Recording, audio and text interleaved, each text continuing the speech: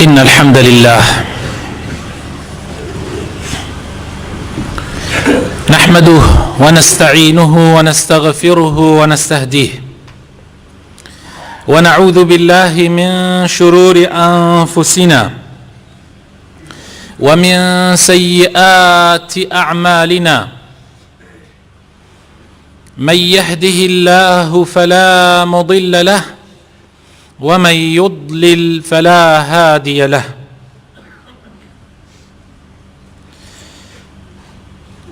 وأشهد أن لا إله إلا الله وحده لا شريك له وأشهد أن محمدا عبده ورسوله يا أيها الذين آمنوا اتقوا الله وقولوا قولا سديدا يصلح لكم أعمالكم ويغفر لكم ذنوبكم ومن يطع الله ورسوله فقد فاز فوزا عظيما أما بعد فإن أصدق الكلام كتاب الله وخير الهدي هدي محمد صلى الله عليه وسلم وشر الأمور محدثاتها وكل محدثة بدعة وكل بدعة ضلالة وكل ضلالة في النار. خۆشەویستەکانم لە زنجیرە باسەکانی پێغەمبەرناسیە بەردەوامین، بەڵام بابەتی ئەمڕۆمان بابەتێکە تۆزێک زیاد پێویستی بە وردبوونەوە هەیە. داواکارم لە بەڕێزتان کە زیاد فکرتان بخەنە لای وتەکان تا جوانتر لە بابەتەکە تێبگەن، چونکە بابەتێکی زۆر هەستیارە. خۆشەویستەکانم، ئاینی پیرۆزی ئیسلام بریتیە لە بیرروباوەڕ و عەقیدە کە مەسئلەکانی ئیمان بەخوا، ئیمان بە مەلائیکە، ئیمان بە کتێبە ئاسمانیەکان، ئیمان بە پێغەمبەران، ئیمان بە ڕۆژی قیامەت، ئیمان بە قەزا و قەدەر ئەگرێتەوە. و بریتیە هەروەها بەشی دووهەم بریتیە لە عیبادەت و پەرستشەکان کە سەرتەڵی عیبادەتەکان نوێژە، ڕۆژووە، زەکاتە، حەجە و باقی ئەو عیبادەتانەی تر کە ئێمە خوای پێ ئەپەرستین. و هەروەها بەشێکی تریان بەشی سێیەم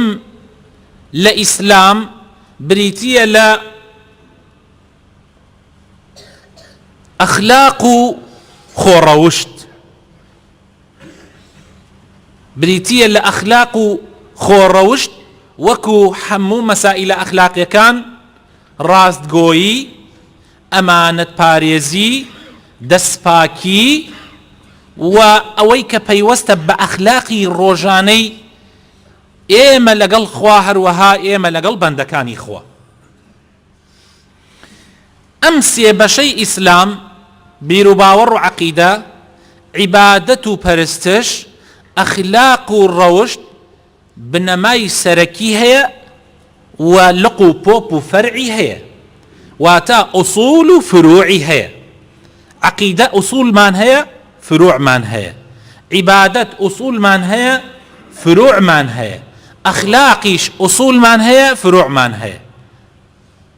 ئەمە ئەزانم شتێکی ضرورە و زۆر جار تەئکیدیشم لەسەری کردووە من. ئوسوولەکانی عەقیدە و عیبادەت و ئەخلاق بە ئایەتێکی صریحی قورئاندا ئەمەزرێ، یان حەدیثێکی زۆر صریح و صحیحی پێغەمبەر صلی الله عليه وسلم دا ئەمەزرێ. یعنی ئایەتێک دێت یەکلای ئەکاتەوە ئەفەرمێ خوا تاک و تەنیایە. ئەمە لە عەقیدە. تۆ مەجای قسەکردنی تیانە تا بڵێ خوا نەعوذ بالله شەریکی هەیە، مەجای تیانە. خوا تاکو تەنیایە و کۆتایی پێهێنا، محەممەد پێغەمبەرە و کۆتایی پێهێنا، قورئان پەیامی خوایە بۆ محەممەد، تەواو قیامەت دێ، تەواو قەدەر چۆنە و باسەکانی چۆنە خوا یەکلای کردوتەوە بە ئاەتی قورآن کە بە صەریحی ئەی فەرمێ یان حەدیثی پێغەمبەر صلی الله عليه وسلم. هەروەها عیبادەتیش ئوسولی هەیە و فروعی هەیە. بۆ نمونە نوێژ هەر خۆی بۆ خۆی لە ناو نوێژە ئوسولمان هەیە کە بە ئاەت یەکلا کراوەتەوە، بە حەدیثی صحیحی صەریحی پێغەمبەر صلی الله عليه وسلم یەکلا کراوەتەوە. یعنی نوێژ فەرزە. خوای تعالی لە قورئانە ئەفەرمێ و ئەقیموا الصەلاة. هیچ کەسێک ناتوانێ بڵێ نوێژ فەرز نییە و سنەتە، یەکلا بۆتەوە. بە هەمان شێوە لە ئەخلاقیشا خوای تعالی لە قورئانە بەیانی کردووە مسلمان ئەبێ ڕازگۆ بێ، خوا خۆشی بە درۆزنانە نایە. خوای تعالی داوامان لێ ئەکا لەگەڵ ڕازگۆیانە بین. ئەمە مەجالی تیانە کەسێ بڵێ وەڵاهی درۆیش هەیە و مەجالیش هەیە درۆیش بکەیت و یعنی فرت و فێڵ جگە لەوەی کە بڕێک سنوور هەیە بۆ بڕێ مەسائل. کەوا بوو ئێستا زانیمان لە عەقیدەیە بنەماوس ئەسڵمان هەیە بە ئاەتی قورئان بە حەدیثی پێغەمبەر صلی الله عليه وسلم کە صەریح یەکلا بۆتەوە، مەجالی خلافی تیانە. و هەروەها لە عیبادەت و هەروەها لە ئەخلاقیش. بەڵام لە عەقیدە بڕێ مەسائل هەیە، مەسائلی فەرعیە، مەجالی خلافی تایە، یعنی مەجال ئەوەی تایە دوو ڕەئی هەبێ، سێ ڕەئی هەبێ تایە. بۆ نمونە ئایا ئەو شەوەی کە خوای تعالی پێغەمبەری خوا صلی الله عليه وسلم بەرز کردەوە بۆ لای خۆی لە شەوی ئیسرا و میعراجە، ئایا پێغەمبەری خوا خوای بینی، بە چاوی خۆی خوای بینی؟ ئیبن عەباس ئەفەرمێ بەڵێ خوای بینی، بەڵام دایکە عایشە ئەفەرمێ نەیبینی. يعني أما الصحابة بيغمرن صلى الله عليه وسلم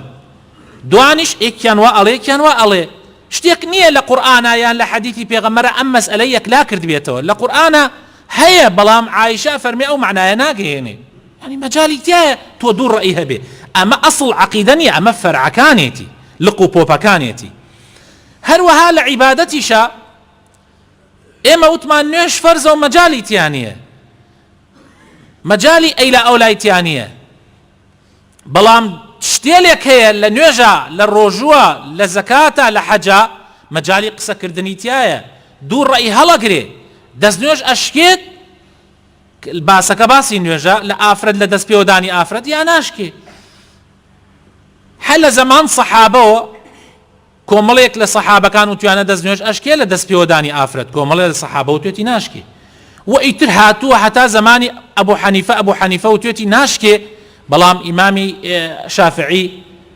شافعي فرمويتي أشكي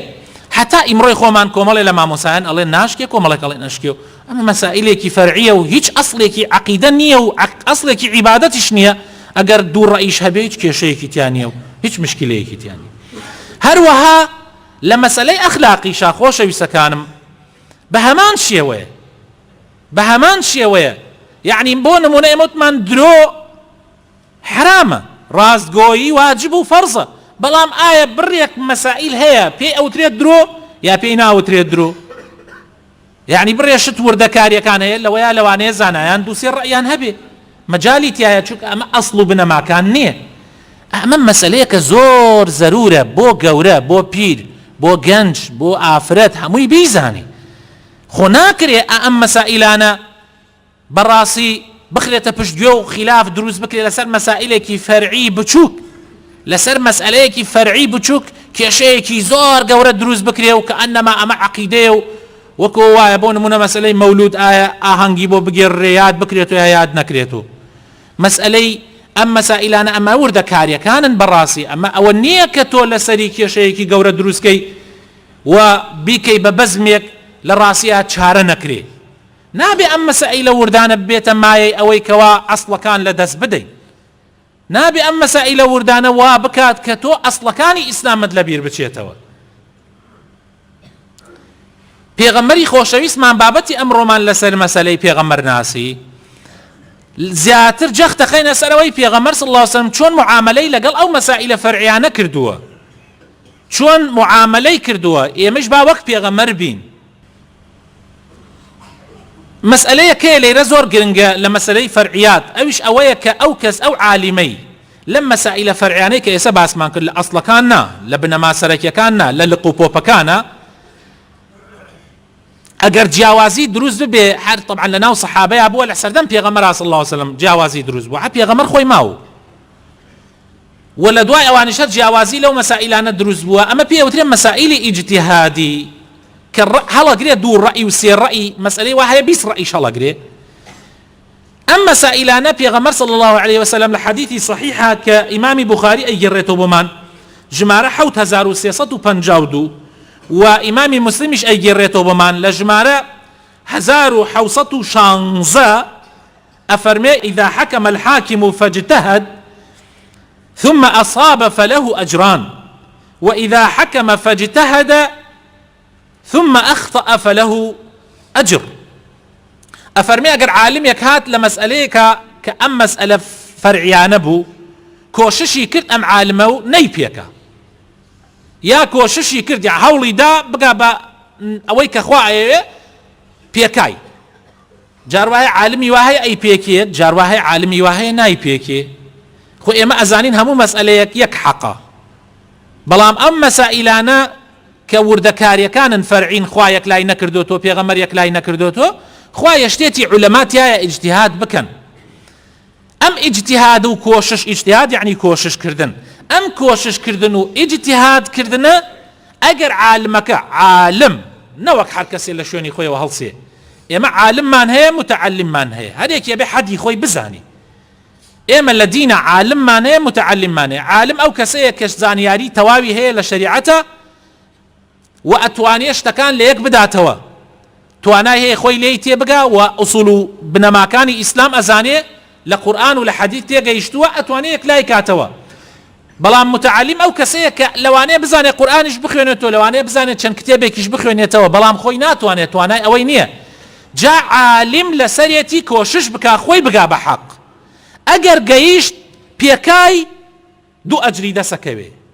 دو أجر بس اگر نەی پێکا ئەجرێکی دەسەکەوێ ئەگەر پێکای دوو ئەجری دەسەکەوێ ئەجری ئەوەی کە کۆششی کردووە و پێکایشێتی ئەی ئەگەر نەی پێکا مادام عالمە ئەگەر نەی پێکا ئەجرێکی دەسەکەوێ گوناحبار نابێ چونکە ئەو هەوڵی داوە کۆششی کردووە. ئەی بەس ئەگەر کابرایەکی نەزان خۆی لێ بێتە زانا هەڵچێ لە خۆیەوە قسە لە دین بکە براکانم بیشی پێکێ گوناحبارە بیشی پێکێ گوناحبارە چوی تو قسە لە مەسئلەیەک ئاکەی پەیوەندی بە تۆ نییە تۆ ئەبێ شوێنی زانا بکەوی یان عالم بە یان متعلم بە سیرەکەی لە مەسئلەیەکات تۆ مەسئلەیەک بڵاوەکەیتەوە لە ئەنتەرنێت لە فەیسبوک لە یا عالمێک شتێک بڵاوەکاتەوە یا قسەی عالمێ بڵاوەکەیتەوە سیرەکەی کابرایە لەسەر ئەو جەعدەوە هاتێ لە خۆی قسەی تیاکە کابرا جاری وایە کابرا ئاساییشە قسەی تیاکە پۆلیسە قسەی تیاکە معاون طبیە قسەی تیاکە عالمەکە قسەیەکەکە يعني تصورەکەی لە مەسئلەیەکە بابەتێکم بڵاو کردبوو وتم دکتۆر یوسف قەرضاوی کە یەکێکە لە گەورەترین عالمەکانی ئەم زەمانە وای وتووە کابرایەکە لە خۆیەوە هەڵسیا ئەڵێ چی ئەڵێ یوسف قەرضاوی قسەی لێ وەرناگیرێ یا عاقڵ گیانەکەم چاوە جوانەکەم تۆ چیت تا بێژی یوسف قەرضاوی قسەی لێ وەرناگیرێ پرسیاریان لە عالمێ کرد وتیان فلان عالم چۆنە فلان عالم چۆن عالمێکە وتیان پرسیارە لە من ناکرێ من بۆم نییە پرسیار عالمیشە خۆی وتی بۆ من نییە پرسیار لە من بکەن دەربارەی ئەو عالمە چۆنە ئەو زۆر لە من گەورەترە پرسیار لە ئەو ئەکرێ من چۆنم دائما پرسیار لە یەکی عالمتر ئەکرێ لەوەی کە یەکێکی لە ئەو نزمتر چۆنە نایە مناڵی هەڵسێ لە خۆی بڵێ وەڵا فلان عالم وایە فلان عالم وایە تۆ مناڵی تۆ نەفامی با بزانی دووسێ شتیش بخوێنیتەوە بەس تۆ هیچ نازانی کەسێ بەحری علم بێ و کەسێک جامێک ئاو بێیان گوێ لێ ئاو بێ لەکوێ گوێلێکی لەکوێ و بەحرێ لەکوێ تۆ کەی مستەوای ئەوەت هەیە قسە لەو مەسائلانە بکەی ئەمەیە مشکیلەکانی ئێمە نەزان هەڵەسێ ئیشی زانا ئەکا قسەی تیا ئەکا مناقەشەی تیا ئەکا تا سەر ئێسخان قسەی تیاکە کوڕم تۆ نازانی کوڕم تۆ نەزانی نەزانیش ئەبێ قەدری خۆی بزانێ کاتێ پێی ئەڵێ کوڕم تۆ نەزانی نازانی ئەبێ قەدری خۆت بزانی تووڕاوێ ئەی باشە بۆ من بەشەر نیم ئەی خۆ من نەموتوە تۆ بەشەر نیت بەس وتمە تۆ زانانیت ئەکرێ ئێستا کابرایەک هەڵچێ یەک ئیبتیدائیە و دوو ئیبتیدائیە و لە ئامادەیە و پۆلی شەشی ئامادەیە بڕوا عیادەیەدانا لە دکتۆری قسە بکە کاتێ بێژی کاکە تۆ بۆت نییە عیادەدا بنێ بێڵێ بۆ من بەشەر نیم کاکە تۆ بەشەری بەس تۆ دکتۆر نی کاکە تۆ بەشەری با لە کولیەی تووبیش بی ئەگەر پێنجەم ساڵیش بی تۆ بۆت نییە قسە لە تووب بکەی چونکە تۆ هێشتا تەلەبەی ماوە ئەو ئیشە بێ لە بۆ دکتۆرە گەورەکان قسەی تیا بکەن دکتۆر ئەبێ عیادەدانە تۆ بۆت نییە عیادەدانەی دایشینەی حکوومەت ئەبێ دەست بگرێ بڵێ ناوێ کوڕم تۆ غەڵەتی ئەگەر هەر زۆر منجڕی تیا بکەی ئەبێ سجنت بکە لە دینی شاوایە دین عالمە و متعالم جا ئەگەر هەموو کەس عالم بێ ئیتر عولەما ئیشی چییە ئەگەر هەموو عالم هەر عالم بێ ئیتر کەوابوو ئیتر ئەم هەموو هەڵە ڕوونادا لە دنیا ئەم هەموو کارەساتە ڕوونادا لە دنیا جا ئەم مەسئلە زۆر زۆر مهمە زۆر گرنگە پێغەمبەر صلی الله علیه وسلم چۆن معاملەی کردووە لەسەر ئەو مەسائلانەی کە جێی خلافن لە بینی خلاف دروست بووەتیایە ڕۆژێکیان لە پاش غەزوەی خەندەق لە پاش غەزای خەندەق کە جوولەکە خیانەتی لە مسلمانان کرد جوولەکە کۆمەڵێک بوون لە مەدینە سێ کۆمەڵ بوون لە مەدینە بەڵام هەر جاری عەشرەتێکیان خیانەتیانە کرد پێغەمبەر صلی الله علیه وسلم دەریان کرد لە مەدینە یەکێک لەوانە خیانەتی کرد کە بەنی قوڕەیظە بوو لە کاتێکا کە محاصەرەی مەدینە درابوو گەمارۆی مەدینە درابوو ئەو لە ژێرەوە مؤامەرەی لەگەڵ دژمنەکانە کرد جا پێغەمبەر صلی الله علیه وسلم زۆر لێیان تووڕە بوو زۆر کاتێک گەمارۆکە بە ئیزنی خوا لاچوو پێغەمبەر صلی الله علیه وسلم نوێژی نیمەڕۆ بوو فەرمووی کەس نوێژ نەکا لا یوصلیەن ئەحەد العەصر إلا في بني قوڕەیظە فەرمووی کەس پشت نەکاتەوە کەس پشت نەکاتەوە نوێژی عەسر کەس نەیکا ئیلا لە ماڵەکانی بەنی قوڕەیظە نەبێ با ئەدەبیان بدرێ فەرمووی خۆتان کۆ بکەنەوە یاڵە ئیتر سەحابەی وابوو لە ماڵە طبعا پێش ئەوەی پێغەمبەر ئەمە بفەرمێ ڕۆیشتووە ماڵ مەسەلەن کەلپەلەکانی داکەندبوو چەک و سلاحەکەی داکەندبوو ئیتر هەر یەکێک و مەشغوڵ بووە شتێکەوە کاتێ پێغەمبەر ئەمەی فەرموو هەر یەکێ ڕۆیشت مەسافەکەش کەم بوو ڕۆشتن خۆیان کۆ کردەوە تیانە هەبوو لە ڕێگا بوو بانگی عەسریدا ئیتر فەرمووی طبعا کە بانگی عەسری دا و یان کاتی عەسراتە پێشەوە وتی با من نوێژەکەم بکەم خۆ پێغەمبەر صلی الله علیه وسلم قەسدی ئەوە نەبووە ئێمە ئیلا لەورە نوێژەکەمان بکەین قەسدی ئەوە بۆ پەلە بکەین کۆمەڵێکی تریش وتیان نا پێغەمبەر وتێتی نوێژ عەسر مەکەن ئیلا لەوێ نەبێ ئێمە نایکەین نوێژی عەسر ئیتر بەدەم ڕێوە ڕۆیشتن هەتا گەیشتن ئەوێ مەغریب هاتەبانە هەر نوێیان کەوتیانی پێغەمبەر وتێتی مەیکە ئێمە نایکەین با نوێژەکەیش کاتی بڕۆ پێغەمبەر فەرمێتی عەسر ئیلا لەوێ بکەن لەیرە دوو ڕەئی دروست بوو کۆمەڵێکیان واتیە گەیشتن پێغەمبەر قەسدی ئەوەیە پەلە بکەن کۆمەڵێکیان واتیە گەیشتن یعنی پێغەمبەر ئیلا ئەبێ وتێتی لەوێ بیکەن کاتێک هاتن لای پێغەمبەر صلی الله علیه وسلم دوو جەماعەتن جەماعەتێکیان نوێژی عەسر مەغریب هاتەبانە جەماعەتێکیان نوێژ عەسریان نەکردووە جەماعەتێکیش نوێژ عەسریان کردووە ئەمە نوێژیشە خۆ شتێکی بەسیط نییە ئەمان وتیان ئێمە واتیە گەیشتین تۆ مەبەستت پەلەکردن بووە ئەوان شوتیان ئێمە وامەتیە گەیشتین تو ئیلا فەرموتە ئیلا لەیرە نوێژی عەسر بکەن ئیتر کاتی عەسر تەواو بوو ئێمە لەبەر خاتر قسەکەی تۆ نوێژمان نەکرد پێغەمبەر صلی الله عليه وسلم فلم يعنف هذا ولم يعنف هذا نفرمووی ئێوە خراوتان کرد نەتان زانی نەفام بوون جاهل بوون چۆن نوێژتان فەوتان نەبەوانیش فەرمووی ئێوە بۆ بە قسەی منتان نەکرد و پەلەتان کرد نوێژەکەتان کرد يعني پێغەمبەر صلی الله علیه وسلم ئەوە معاملەی کردو چونکە ئەوان هەر یەکێوە نیەت پاکی خۆی وا لە مەوزوعەکە تێگەیشت بوو و مەسەلەکەیش مەجالی دوو ڕەئی تیا بوو بۆیە پێغەمبەر صلی الله علیه وسلم دەنگی لەگەڵ هیچ کامیانە نەکرد ئەم حەدیثە خۆشەویستەکانم کە عەرزم کردن ئیمامی بوخاری لە ژمارەی 946 ئەیگێڕێتەوە و ئیمامی مسلمیش لە ژمارەی 1770 ئەبوو سەعیدی خودری حەدیثێکی ترمان بۆ ئەگێڕێتەوە ئەمەیشیان هە زۆر گرنگە ئەفەرمێ دوو زەلام لە زمانی پێغەمبەر صلی الله علیه وسلم طبعا ئەم حەدیثەی ئەبوو سەعید حەدیثێکی صحیحە ئیمامی ئەبوو داود و نەسائی ئەیگێڕنەوە هەندێتر لە محەدیثین شيخ البانيش أفرمي صحيحة وكومل يزور العلماء أن حديثك صحيحة أفرمي دو زلام لزماني بيغمرة صلى الله عليه وسلم درچون بو سفريك للريقاء كاتي نيوجك هاتبانا أو نبو كاتي نوێژی مەسەلەن نوێژی عەسر بوو یان نوێژی نیوەڕۆ بوو ئاو نەبوو، ئاویش نەبێت و چیەکەی؟ کاتی نوێژ هاتەبانە ئاو نەبێ تۆ چیەکەی؟ تەیەموم ئەەکەی کە ئاو نەبوو دەست نوێژ بگری، تەیەموم ئەەکەی، دەسەدەیتە زەویە بسم الله ئەەکەیت و نیەتی تەیەموم و نوێژ حەڵاڵکردن لەسەر ئەهێنیت، دەسەدەیتە زەویە و فوەکەیتە دەستا و دەم چاوت مەسحەکەیت و هەردوو دەست مەسحەکەیت و تر نوێژەکەت ئەەکەی. ئەمە تەیەمومە. سەحابەکان هەردیان تەیەمومیان کرد و نوێژەکەیان کرد. دوای ئەوەی نوێژەکەیان کرد هەندێک ڕۆیشتن ئاویان بینی، یەشتان کاتی نوێژەکەیش ماوە، یعنی یەشتان کاتی نوێژەکەی تر نهاتەتەبانە، یەشتان کاتی ئەم نوێژە ماوە ئاویان بینی. ئەی لێرە چی ئەکەن؟ سەحابەی ئەویان دیکیان وتی وەڵام من نوێژەکەم دووبارە ئەکەمەوە. ئێمە بۆیە تەیەموم دروسە ئەگەر ئاو نەبێ. ئێستا ئێمە ئاومان بینی، من دووبارە یەکەمەوە نوێژەکەم، دووبارەی کردەوە. ئەوی تریان وتی وەڵا برا من دووبارەی ناکەمەوە، ئەو کاتەی کە کاتی نوێژ هاتەبانە ئاو نەبوو، من تەیەمومم کرد و تەواو نوێژەکەم کرد، ئیتر پێویست ناکە من نوێژەکەم دووبارەکەمەوە، بۆ دووبارەی کەمەوە. ئابەم شێوە ڕۆیشتنە خزمەتی پێغەمبەر صلی الله عليه وسلم. مەوزوعەکەیان بۆ پێغەمبەری خوا گێڕایەوە. پێغەمبەری خوا صلی الله عليه وسلم چی فەرموو؟ زۆر گرنگە ئەم مەسائلانە، زۆر ضرورە ئێمە بیزانین، زۆر ضرورە ئێمە بیزانین. مشکلەی ئێمە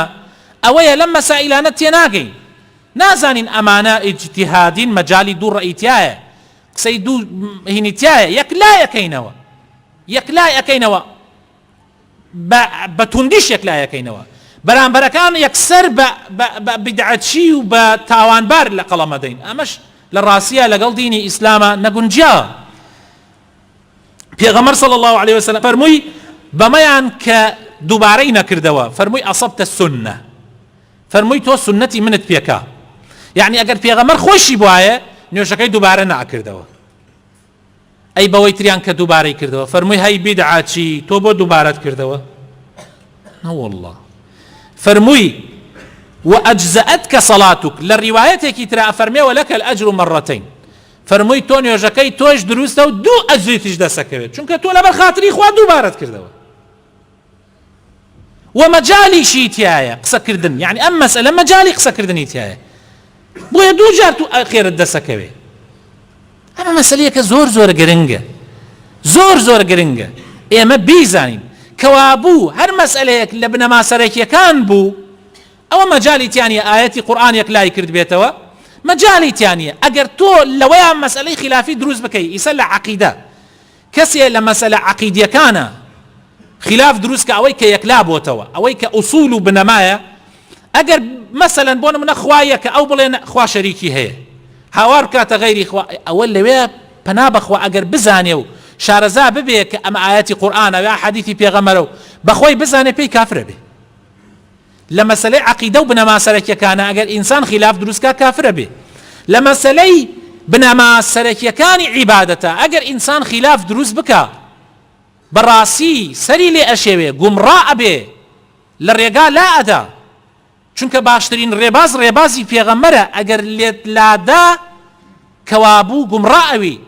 ئەوەیە کە پێغەمبەرە فەرمێ خەیر الهەدی هەدی محەممەد، باشترین ڕێباز ڕێبازی پێغەمبەرە، یعنی لە بنەما سەرەکیەکان ئەوەی کە ئاەت و حەدیثێک لای کردوتەوە.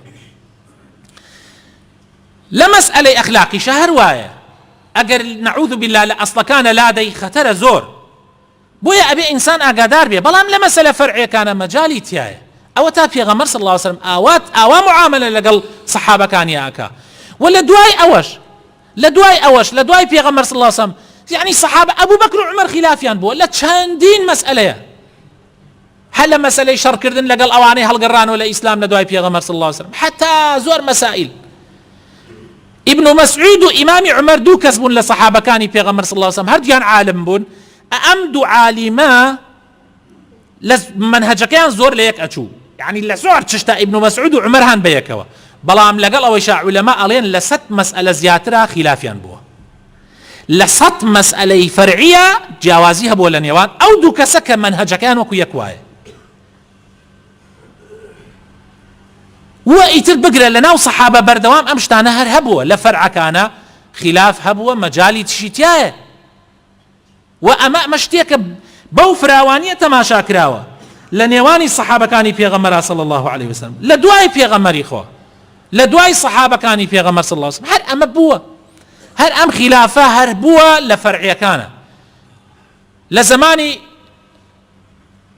إمام مجتهد كان أبو حنيفة مذهبي أبوه إمام مالك مذهبي أبوه إمام شافعي إمام أبو حنيفة إمام أحمد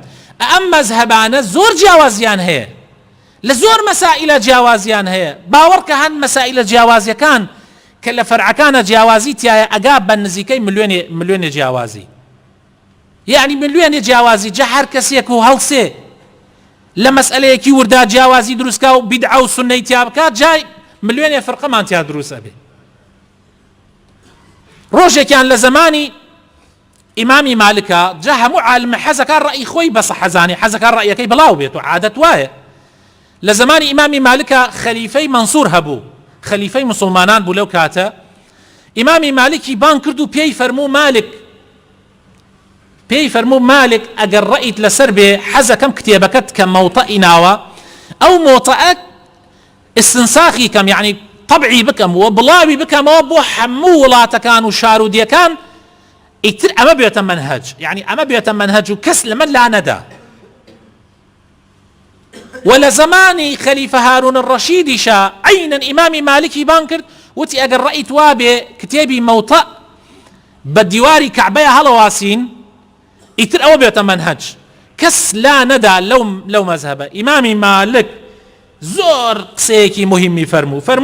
فرمو يا أمير المؤمنين فرمو أميري إيمان داران إن اختلاف العلماء رحمة من الله فرمو اختلاف علماء لمسألة فرعية كان أمر رحمتك لا ينخواوة لسر أمتي إسلام كل يتبع ما صح عنده هر عالمك شويني أو أكيك بصحيحي جيشت وتلاي أو وكل على هدى هرهم يان لسر صحيحين وكل يريد الله عز تعالى هرهم مش ما بس إخوايا وفقك الله أبيش فرموي يا ربي خوا سرد بخا أي أبا عبد الله يعني هارون الرشيد دعاي خيري بوكرت كأما ندلي فراوانا عالميك كحزيش بكار رأيك أي خوي بلاو بيتو بلا مجالش أداك قصيتريش به ناكري إمام الشافعي عادتي لا إمام شافعي ومذهب إمام شافعي أولا لن يجي بيانيانا لركات دوما قنوت خيونا أما بسنتي يزاني إمام شافعي وبريك بلغي هي لسري ولكاتي قرآن خويندني شاك دسي بيكي لن يجي جهريا كان وكن يجي بياني ونيجي عشاء أوانا للاي إمام شافعي بسم الله بدني برز أبي بخوين ري بلام إمام الشافعي خوي أتشيتا مزقوتكي إمام أبو حنيفة لباش مردني إمام أبو حنيفة چونك إمام الشافعي كلدايك أبي إمام أبو حنيفة أو صلاة وفاتك يعني چند صلاة وفاتي كردوا أتشي بو مزقوتكي تلبكاني إمام أبو حنيفة ريز أقرن لم إمام قوري نارين أما والإمام جاوازي هي أي خنا برنيوجي لمذهب إمام أبو حنيفة قنوتي بيانيان سنة النية إمام الشافعي چيا كان ليرة ندنگ برزكاتو لفاتحة نقنوتي بيانيش أخواني لو دوا ألين شون وات كرد أفرمي احتراما بو خاوني أو قورة احتراما بو أو عالم قورية كقبركي لويايا أما سائلانا مجالي تيايا يعني مجالي قصة كردني تيايا أو رأيك أم رأيه تو أتواني للرأيك إخوتش تنازل بكي چونك مسألة كمسألة خلافية بو أوي خلافية دروس نبي لمسألة قورة كان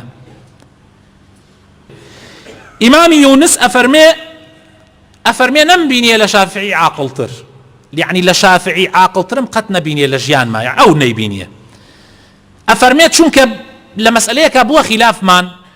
يعني قايش تحدي أويك أو هالصيام منش هالصيام لمسألة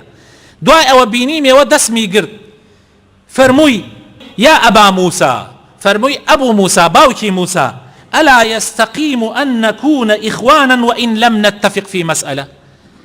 فرموي ناكري إيه ما هردك من هر براكي جاران بينو بعلى مسألة شا متفق نبي شكي شيء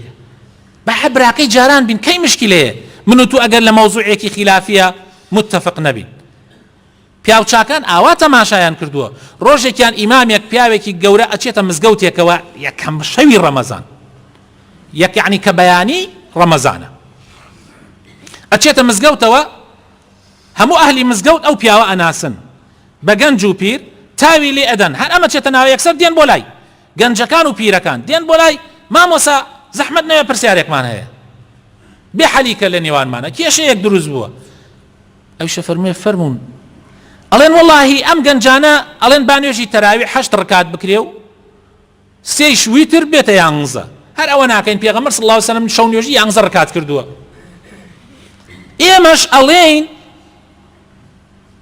ئیمامی عومەر 20 ڕکاتی کردووە و 3 ویتر 23 ڕکات